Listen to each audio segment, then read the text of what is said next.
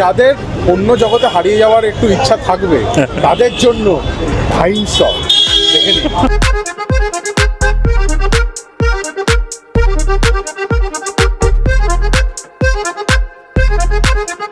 একদম last moment plan করেছি, দিল্লি থেকে যাবো হচ্ছে আগ্রা। চলে এসছে, খেয়ে দিয়ে ব্যাপারটা কেমন, কচুরিটাকে ভেঙে ভেঙে দিয়েছে এখানে।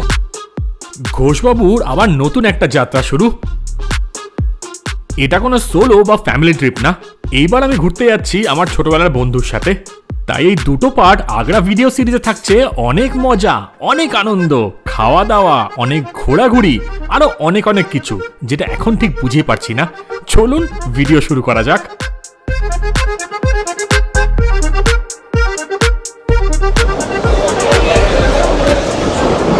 গুড মর্নিং সবাইকে ফ্রম কলকাতা ইন্টারন্যাশনাল এয়ারপোর্ট বা নেতাজি সুভাষচন্দ্র বোস ইন্টারন্যাশনাল এয়ারপোর্ট। আজকে আবার একটা নতুন যাত্রা শুরু হচ্ছে, আর এখন আমি যাচ্ছি আমার ভাইয়ের সাথে। ভাই সে হাই। Good morning. ভাইয়ের সাথে এখন যাচ্ছি হচ্ছে দিল্লিতে। দিল্লিতে আমাদের একটা ইনভিটেশন আছে, এক খুব ক্লোজ বন্ধুর একটা বিয়ে আছে, এবং সেখান থেকে দিল্লিতে এক্সপ্লোর করবি, তার সাথে আগ্রা এবং আরও ফুচকার জায়গা এক্সপ্লোর করবো।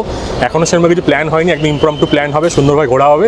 কিন্তু এখন এয়ারপোর্টে পৌঁছে গেছি, প্রথমে গিয়ে খাওয়া দাওয়া করি। একটু খাওয়া দাওয়া না করলে ইঞ্জিন চলবে না, তাই সেদিকে যাওয়া যাক।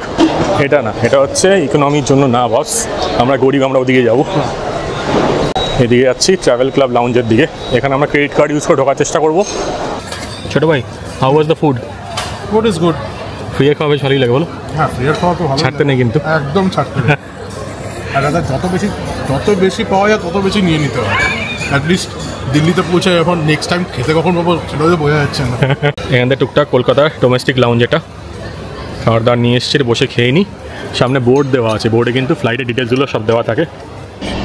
আগে আগে আপনাদের অনেকবার দেখিয়েছি এই ফ্লাইটে করে যাওয়া এদিক ওদিক দিল্লি বা অনেক জায়গাতেই, তাই এখন আর সেরকম বিশেষ কিছু দেখাচ্ছি না। এখন বোর্ডিং গেটের দিকে যাচ্ছে, এখান থেকে 10টার সময় ফ্লাইট, বোর্ডিং চালু হয়ে গেছে, আর যাবো হচ্ছে 14 নম্বর গেটের দিকে। এই যে 14, 14 থেকে 17 হচ্ছে এই দিকটাতে। সকালে কিন্তু এয়ারপোর্টে বেশ ভালো ভিড় রয়েছে।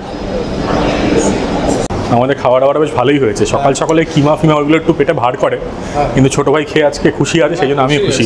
ও ভার ফার দিয়ে কোনো লাভ নেই, ও জীবনের ভার যখন তুলতে পারছে কিমার ভার। আর হ্যাঁ, হেভি ডায়লগ শুনতে হবে। এটা হচ্ছে জয়দীপ, আমার একদম ছোট্টবেলার স্কুলের বন্ধু জয়দীপ।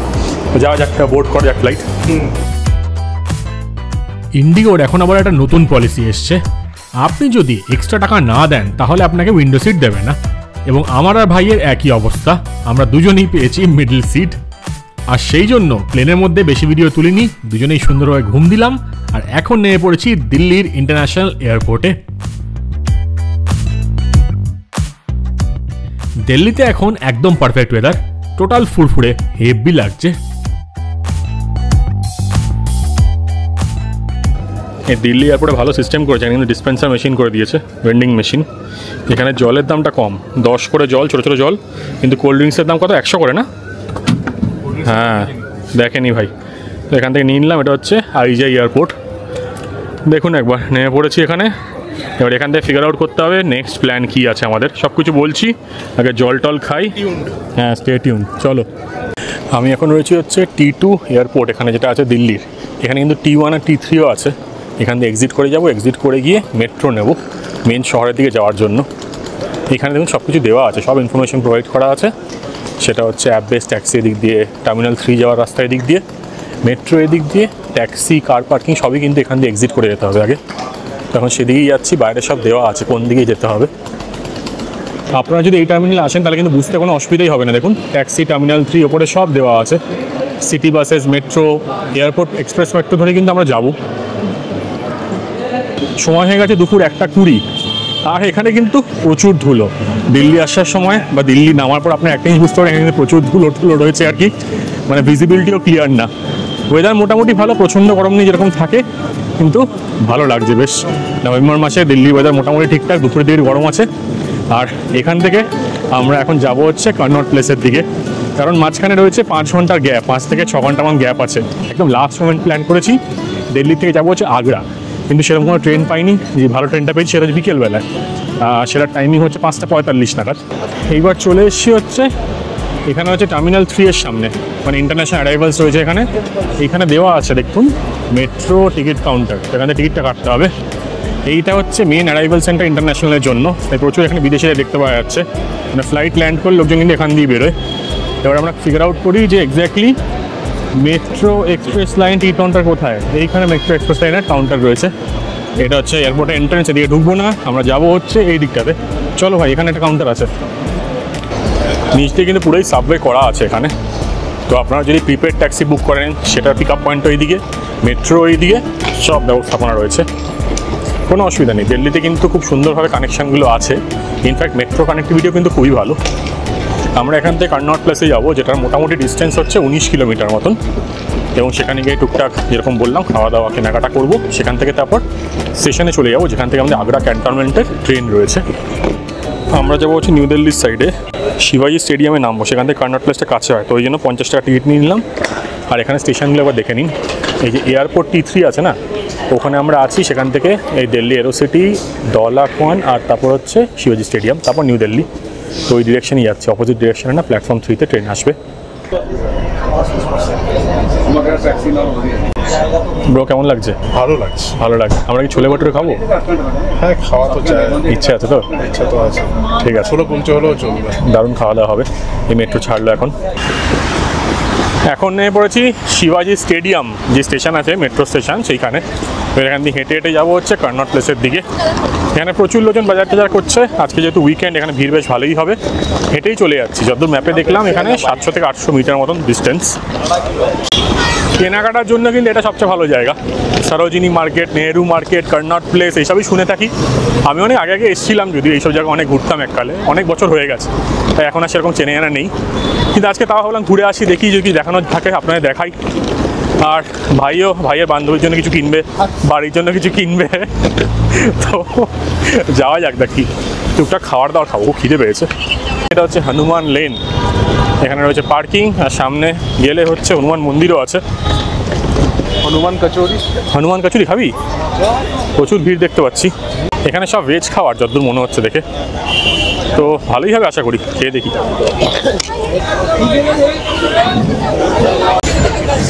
কিরম ভাই দিচ্ছে ব্যাপারটা? ভাই চামচ লাগবে তো দাদা, চামচ চলে এসছে, খেয়ে দিই। ব্যাপারটা কেমন? কচুরিটাকে ভেঙে ভেঙে দিয়েছে এখানে, প্রচুর লোকে খাচ্ছে এখানে। দেখুন এই মন্দিরের সামনে আমি খাওয়ার দোকানগুলো হয় না, সেরকম স্টাইলের দোকান এখানে আছে, পুরো ভেজিটেরিয়ান খাওয়ার দাওয়ার মনে হচ্ছে এখানে। ভালোই, বেশ গরম গরম খাবার দিয়েছে। ভাইকে জিজ্ঞেস করি কত করে পড়ছে। কেসা ব্রো? ঠিক আছে, পেঁয়াজ রসুন ছাড়া না ব্যাপারটা পুরোটাই ভালো লাগে। কত করে নিল রে? 40 করে। 40 করে এক পিস, দাম আছে কেমন? ঠিকঠাক। ঠিক আছে, আমরা ঠিকঠাক ব্যাপারটা খেয়ে নিয়ে যাবে। ভাই নিয়ে নিয়েছে লস্যি 60 টাকা করে। এ বাবা দৌড়ে দৌড়ে আসছে রে ভাই, সরে আয়, আবার আসছে। এই বাজারে ভাই শান্তি করে খাওয়া যাচ্ছে না।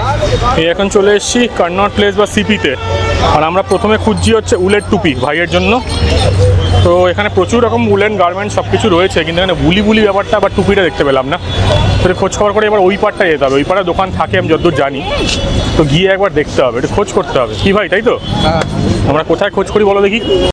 আমরা পুরো এই জায়গাটা একটু ঘুরে ঘুরে আপনাকে দেখানোর চেষ্টা করবো এখানে কি পাওয়া যায় কি না যায়, উইকেন্ডে কি অবস্থা এখানকার।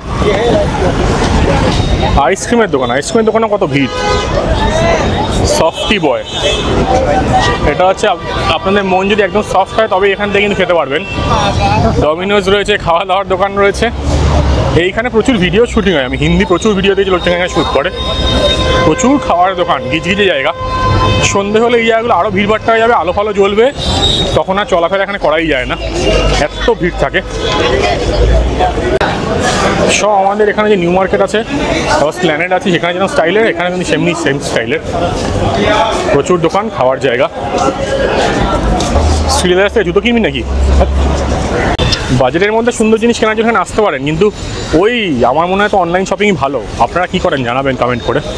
অফলাইনে কি মানে হাত দিয়ে ফিল ব্যাপারটা পাওয়া যায়, দেখে দেখে নেওয়া যায়, কিন্তু প্রচুর ঘোরাঘুরি করতে হয়।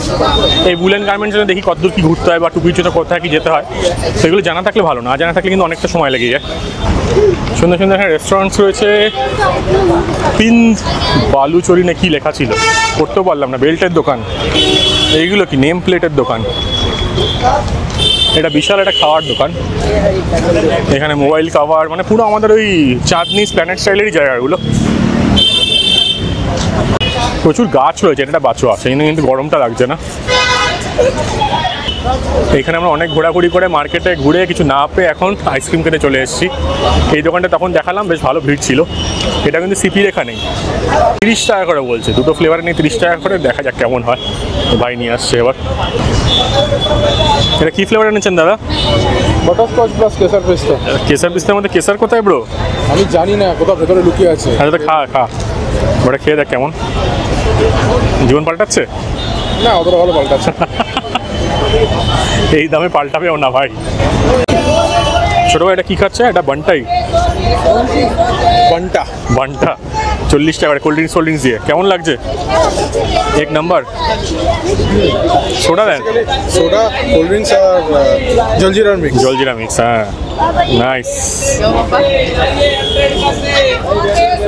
ইভেন তো এই নিয়ে একটা সিনেমার গানও তো হয়ে গেছিল। কি সিনেমা? আরে ওই ফ্যান সিনেমার একটা যে টাইটেল সংটা ছিল, এখন নিচে দেখাতে পারছি না ব্রো। যারা আর কি সাবস্ক্রাইবার আছে তারা একবার ফ্যান সিনেমার ফ্যান গানটা, যেখানে ফ্যান শাহরুখ খান নেচে নেচে গান গেছিল, সেই সিনেমাটা লিরিক্সগুলো শুনে নিলেই গানটা শুনতে পাবে। বান্টা ডান, খেয়ে নাও বন্ধু। এবার আমরা স্টেশনের দিকে যাবো আস্তে আস্তে গুটগুটি পায়।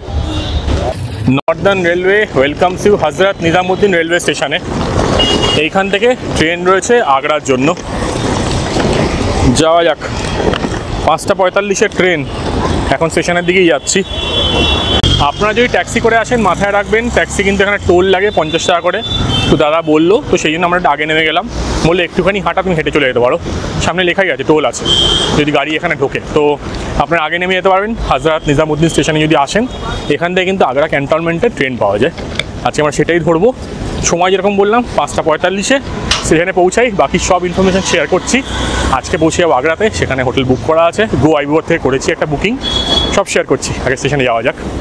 দিল্লিতে কিন্তু অনেকগুলো স্টেশন আছে, NDLS যেমনি আপনারা জানেন, যেখানে রাজধানী আছে, দুরন্ত আছে, এরকমও কিন্তু এদিকে স্টেশন আছে। হজরত নিজামুদ্দিন আছে, দিল্লি DLI বলে একটা স্টেশন আছে।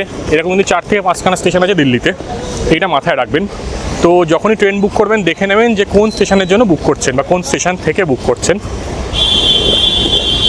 এখন যেহেতু সন্ধ্যে নামছে না, ওয়েদারটা বেশ ভালো হয়ে যাচ্ছে, হালকা হালকা ঠান্ডা পড়ছে। কিছুদিনের মধ্যেই ঠান্ডা পড়ে যাবে। এখন মোটামুটি ধরে নিন নভেম্বরের এন্ডের দিকেই। চলে এসেছি হজরত নিজামুদ্দিন স্টেশনে, NZM এটা হচ্ছে স্টেশন কোড। এখন সময় হয়ে গেছে হচ্ছে বিকেল 4:52। এটা হচ্ছে মেন স্টেশনের এন্ট্রি। সামনে দিকে প্ল্যাটফর্মে যাওয়ার জায়গা ছিল, 1 থেকে 8 নম্বর প্ল্যাটফর্মে যাওয়ার রাস্তা। আর সামনে রয়েছে বোর্ড, সেই বোর্ডে গিয়ে আগে দেখবো আমাদের ট্রেন কোন প্ল্যাটফর্মে দিয়েছে আর ট্রেন ঠিকঠাক টাইমে আছে কি না। এইখানে দেখুন স্টেশনে চলে এসেছি। এদিকে হচ্ছে প্ল্যাটফর্ম, স্টেয়ার্স রয়েছে, টিকিট কাউন্টার কিন্তু এখানে আছে লেভেল 1-এ, আর লেভেল 0 রিটায়ারিং রুম রয়েছে এখানে। এই সামনে রয়েছে টিকিট কাউন্টার। এই লিফট দিয়ে উঠে গিয়ে আমরা যাবো হচ্ছে প্ল্যাটফর্ম নাম্বার 3-এ। 3-এ কিন্তু আমাদের নিজামুদ্দিন জবলপুর সুপারফাস্ট এক্সপ্রেস ছাড়বে 5:45-এ। এখন চলে এসেছি হজরত নিজামুদ্দিন স্টেশনের লেভেল 1-এ। এখান দিয়ে কিন্তু ওভারব্রিজগুলো আছে প্ল্যাটফর্ম 2, 3 এগুলোতে যাওয়ার জন্য। প্রচুর এখানে বসার জায়গা আছে, পেছনে দেখলাম AC ডরমিটারিও আছে। এখানে ওয়েটিং রুম লেডিস, আর ওখানে স্লিপার ক্লাসের ওয়েটিং রুম। তো আপনারা যদি ওয়েটিং রুম অ্যাক্সেস করতে চান তাহলে কিন্তু এখানেই আসতে হবে। দেখুন সব দেওয়া আছে এখানে। ওয়েটিং রুম মোটামুটি খালিই দেখছি, মহিলাদের তো খালি, এমনি স্লিপার ক্লাসের ওয়েটিং রুমও খালিই লাগছে দেখে। AC ওয়েটিং রুম হয়তো এখানে আছে, হ্যাঁ সামনে রয়েছে upper class waiting room. Platform number 1 to 8 ডান দিকে যেতে হবে। সামনে রয়েছে আনরিজার্ভ টিকিট কাউন্টার।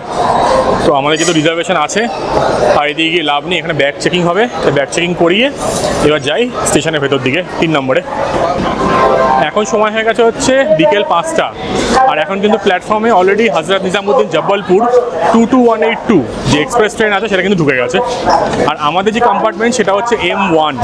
আর M1 একটা নতুন ধরনের শোনাবে তাই না? তো M1 হচ্ছে এখানকার 3E বা 3rd ক্লাস বা 3rd টায়ার ইকোনমি।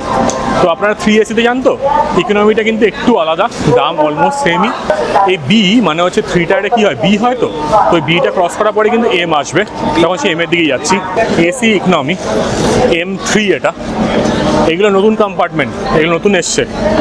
আর ওই দিকে রয়েছে হচ্ছে 2 টায়ার রাজধানী তেজাজ এক্সপ্রেস। হযরত নিজামুদ্দিন কিন্তু প্রচুর ট্রেন আসে। এটা হচ্ছে M2, আমরা M1, মানে 3টে কোচ থাকে। এই ইকোনমির কিন্তু 3খানা কোচ থাকে, তো আমরা M1 এর দিকে যাই। দেখুন দেওয়া আছে 22182 হযরত নিজামুদ্দিন জবলপুর এক্সপ্রেস। ওইদিকে যেরকম বলছিলাম তেজস এক্সপ্রেস রয়েছে, মুম্বাই যাবে এটা, অগাস্ট ক্রান্তি রাজধানী এক্সপ্রেস। দাঁড়া, এখানে কিন্তু বিছানা একটু রেডি করা ছিল, আমরা একটা সাইডে বসবো বলে এক দুটো নামিয়ে নিলাম। চ তলায় অবশ্য ঢুকি, তো বেডিং ফেডিং দেওয়া আছে এখানে। এটা হচ্ছে 3 টায়ার ইকোনমি। কেমন লাগছে ভাই? গরম, প্রচন্ড গরম। হ্যাঁ, এসি চালাইনি, বাইরে গিয়ে দাঁড়াই, রিটায়ার্ড। এইখানে যে কম্পার্টমেন্টে আছে এগুলো কিন্তু নতুন কম্পার্টমেন্ট এখানকার। এর মধ্যে 80 থেকে 82টা বা 3টা কি বার্থ রয়েছে। তো এগুলো হচ্ছে নতুন কম্পার্টমেন্ট, এগুলো হচ্ছে 3 টায়ার ইকোনমি। আর 3 টায়ার এসি থেকে তফাৎ কি, যেরকম বললাম নতুন রেক, আর হচ্ছে নাম্বার অফ সিটসটা বেশি, 5 থেকে 6টা সিট বেশি থাকে। ভাড়াও জেনারেলি আগে কম ছিল, কিন্তু আমি যখন যা দেখলাম ভাড়া কিন্তু অলমোস্ট সিমিলার করে দিয়েছে, অলমোস্ট সেম। তো 555 মতন পড়েছে পার হেড। ওই ট্যাক্স টুক্স মিলিয়ে হচ্ছে 1145 এরকম রেঞ্জের, এক্স্যাক্ট অ্যামাউন্টটা তলায় দিয়ে দেবো দুজনের। হ্যাঁ রাইট। তো এখান থেকে এটা হচ্ছে 22182 হযরত নিজামুদ্দিন জবলপুর সুপারফাস্ট এক্সপ্রেস, যেটা কভার করবে হচ্ছে 188 কিলোমিটার। আর আমরা এখান থেকে যাব হচ্ছে 5টা 45 না ছাড়বে আর কি, আর টাইম লেগে যায় মোটামুটি 2 ঘন্টা মতন। তো ওখানে পৌঁছাবো হচ্ছে আগ্রা ক্যান্টনমেন্ট, যেখান থেকে আমাদের হোটেলটা বুক করা আছে, ধরে নিন ওই 7 থেকে 8 কিলোমিটার। তো এক্ষুনি ফোন করেছিল, তো আমাদের বলে দিলাম যে যেতে একটু লেট হবে, একটু 8 নাগাদ বেজে যাবে, টাইমে হয়ে যাবে একটা। এখানে বেডিং দিয়ে যাচ্ছে, বিছানাপাটি সব কিছুই আছে। দেখতে কিন্তু মোটামুটি যে 3 টায়ার এসি হয় না, ওরকম স্টাইলেরই। ডিফারেন্স আমি কিন্তু খুব একটা কিছু বুঝতে পারছি না, একটু ক্র্যাম্পড যেমন হচ্ছে, মানে স্লিপারগুলো যেরকম হয় নর্মাল স্লিপার সেরকম স্টাইলে বাসগুলো এসি করে দিয়েছে। তো সব জায়গায় রিডিং লাইট রয়েছে, এটা একটা ভালো জিনিস করেছে। সব জায়গায় রিডিং লাইট আলাদা আলাদা চার্জার করে দিয়েছে। এই দেখুন উপরে রিডিং লাইট রয়েছে, তলাতেও রিডিং লাইট রয়েছে। তো এটা একটা ভালো জিনিস করেছে, দেখে নিন একবার অ্যারেঞ্জমেন্টটা। উপরে দাদা গিয়ে একদম শুয়ে পড়েছে, দাদা ডিপ ঘুমে চলে যাবে। আর টাইম হয়ে গেছে হচ্ছে 5টা 25। ভাই দিয়ে দিয়েছে ভুজিয়া, আমি খাবো ভুজিয়া, খেয়ে একটু চিল করবো। একদম ঠিকঠাক টাইমে একদম 5টা 45-এ কিন্তু ট্রেন ছেড়ে দিল আমাদের হযরত নিজামুদ্দিন স্টেশন থেকে। দিল্লি থেকে বেরিয়ে পড়লাম। এবার এই ট্রেনে রয়েছে টোটাল 15খানা স্টপ। ফাইনাল স্টপ যেটা বললাম সেটা হচ্ছে মধ্যপ্রদেশ জবলপুর, আর এরপর রয়েছে হচ্ছে মথুরা, আর তারপর হচ্ছে আগ্রা ক্যান্টনমেন্ট। তো আমরা প্রথমটা বাদ দিয়ে দ্বিতীয় যে স্টপটা আছে সেখানে নামবো, যেটা পৌঁছাবে হচ্ছে আপনার 7টা 53-তে। 188 কিলোমিটার কভার করবে। একদম বিকেলে সন্ধ্যা নেমে গেছে, আর ওয়েদারটাও বেশ সুন্দর হয়ে গেছে। এবার রিল্যাক্স করি, বন্ধুর সাথে গল্প গুজব করি, আবার নেমে আপনার সাথে কথা বলবো। মাঝে পারলে মথুরা স্টেশনে দাঁড়াবে, আপনার দেখানোর চেষ্টা করব। এই যে 20 টাকা করে ছোলা দাদার থেকে নিয়ে নিচ্ছি ট্রেনে। যে ভাই আমাকে কিন্তু হেভি খাওয়াচ্ছে, একদম গরমা গরম। চলো খেয়ে নিই। সময় হয়ে গেছে 7:30, আর এখন ঢুকে পড়েছে হচ্ছে মথুরাতে। এটা হচ্ছে এখানকার প্রথম স্টপ, এরপরে কিন্তু আগ্রা ক্যান্টনমেন্ট ঢুকবে।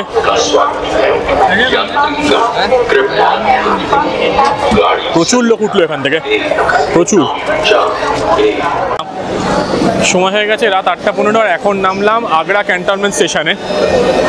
এই দেখুন আমাদের ট্রেন, এই ট্রেন এখন ছেড়ে যাবে। সামনে ছিল স্লিপার ক্লাস, আর এখানে ছিল হচ্ছে ইকোনমি ক্লাস। তো ইকোনমি থেকে নেমে পড়েছি। এবার এখান থেকে আমাদের যেতে হবে হচ্ছে 6 থেকে 7 কিলোমিটার। প্রচুর লোক নামলো আগ্রাতে। এটা আগ্রা ক্যান্টনমেন্ট কিন্তু এখানকার মেন স্টেশন, আর টুন্ডলা বলে একটা স্টেশন আছে আগ্রায়। এখানে রয়েছে ফুড প্লাজা, এখান থেকে খাবার দাবার খেতে পারেন। ওদিকে ফুড ট্র্যাকের দোকান রয়েছে। প্রচুর লোকজন স্টেশনে বসে আছে, সবাই মনে হয় ট্রেনের জন্যই অপেক্ষা করছে এখন। তো আমরা এখান থেকে গাড়ি নেবো, গাড়ি নিয়েও বেরোবো আমাদের হোটেলের উদ্দেশ্যে। যাওয়া যাক সেদিকে। এই আগ্রা ক্যান্টনমেন্ট স্টেশনে নামার পরই একদম টোটাল একটা জালি চা খেয়ে নিলাম। সেই জালি চাটা খাওয়ার পর মনে খুব হতাশা নেমে এসে 10 টাকা করে এখান থেকে খেলাম। এই এখন দাদার সাথে যাচ্ছি আমাদের হোটেলের দিকে। 77 টাকা 78 টাকা মতো নিচ্ছে এই উবার অটোতে, আর যাবো হচ্ছে 5 থেকে 5.5 কিলোমিটার। আর রাত্রিবেলায় আগ্রা শহর কিন্তু এরকম লাগে, প্রচুর লোকজন হর্ন বাজাচ্ছে, কান ফান ফাটিয়ে দিচ্ছে পুরো। আর এই দাদার সাথে একটা মনে হচ্ছে ঠিকঠাক ডিল করলাম যে আশপাশের 3-4টে যদি ভালো ভালো স্পট আছে সেগুলো ঘুরিয়ে দেবে, 1000 টাকা মতন নেবে। আপনার রাস্তায় দেখাতে দেখাতে নিয়ে যাই।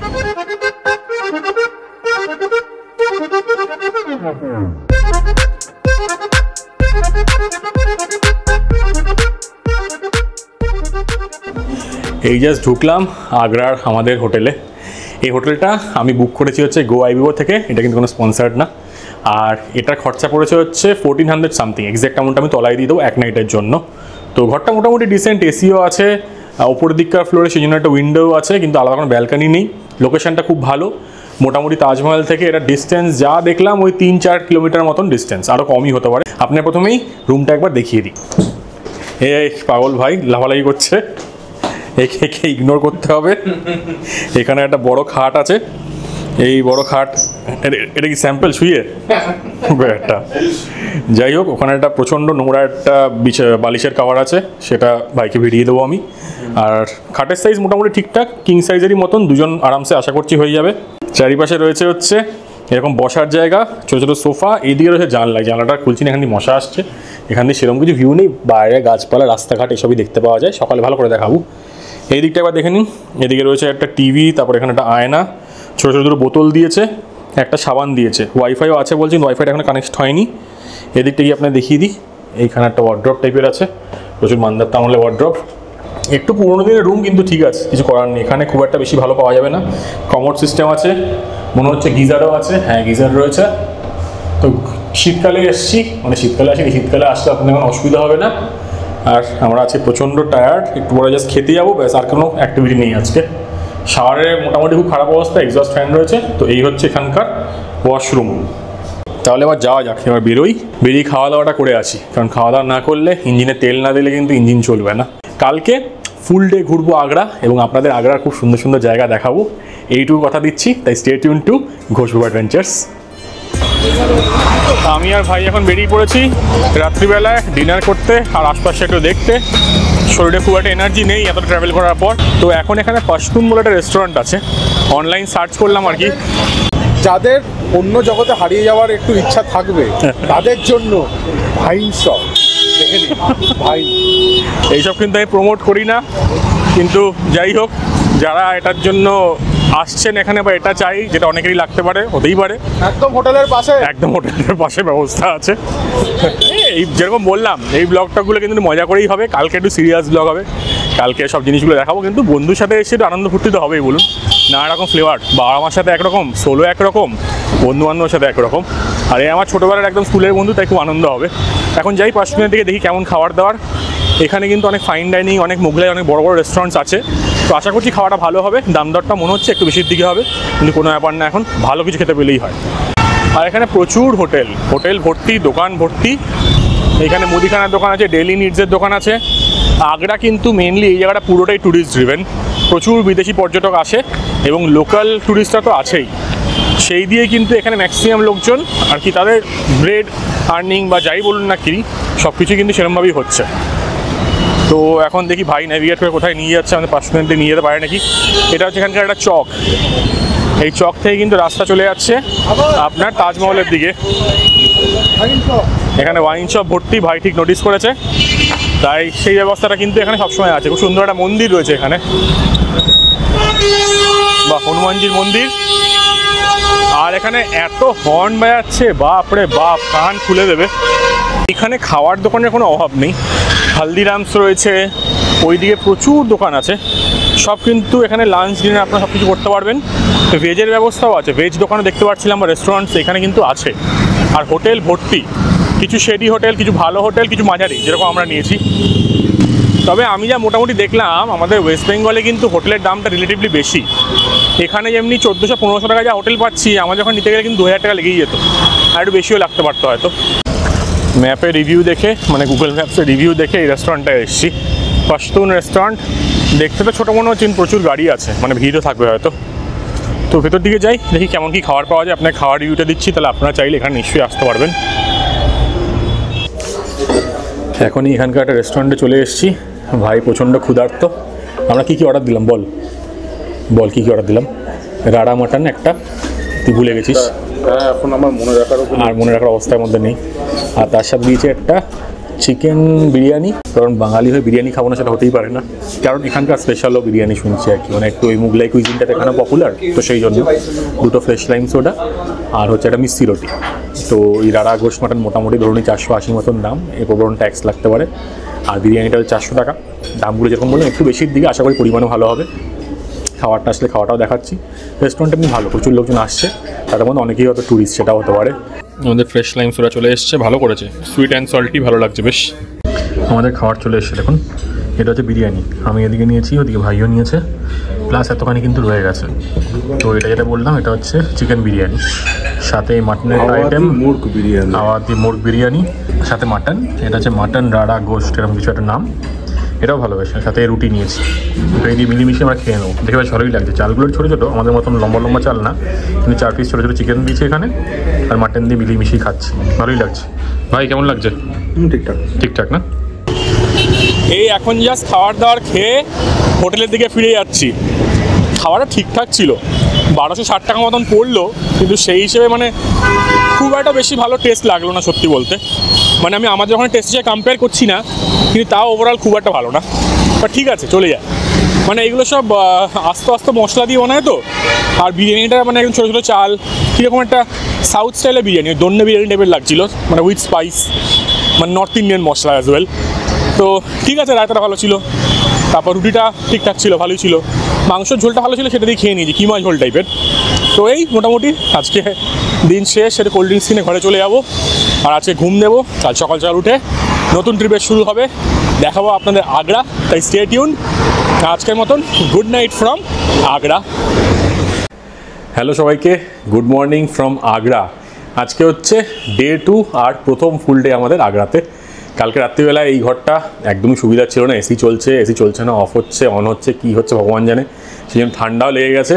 আর ঘরটা স্যাটিসফ্যাক্টরি না, 1400-1500 টাকা নিয়েছে, কিন্তু পোকামাকড় আছে, রাতে মশা কামড়াচ্ছে, মানে ভালোই না সত্যি বলতে।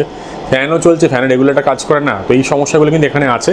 তো ঠিক করেছি এখানে আরও 1 থেকে 2 দিন স্টে করবো। এটা নতুন জায়গায় যাচ্ছি, এখানে একটা হোমস্টে আছে, সব তো দেখলাম হোটেল, এটা দেখলাম হোমস্টে, যেটা রিভিউটাও ভালো, কিন্তু না যাওয়া আপনি বুঝতে পারছি না। এখন প্রথমে সেখানে শিফট করবো, জিনিসপত্র নিয়ে সেখানে চলে যাচ্ছি। চেক ইন এখানে টাইম হচ্ছে 12টা, চেক আউট টাইম হচ্ছে 11টা, মোটামুটি সব জায়গাতেই, কিন্তু এটা আগে দিলে চেক ইন দিয়ে দেয়। সকালে আগ্রা রাস্তায় কিন্তু প্রচুর ভিড় রয়েছে, আর এখন ওয়েদারটা মোটামুটি ঠিকঠাক, কিন্তু গরমও আছে হালকা হালকা, নভেম্বর মাসে।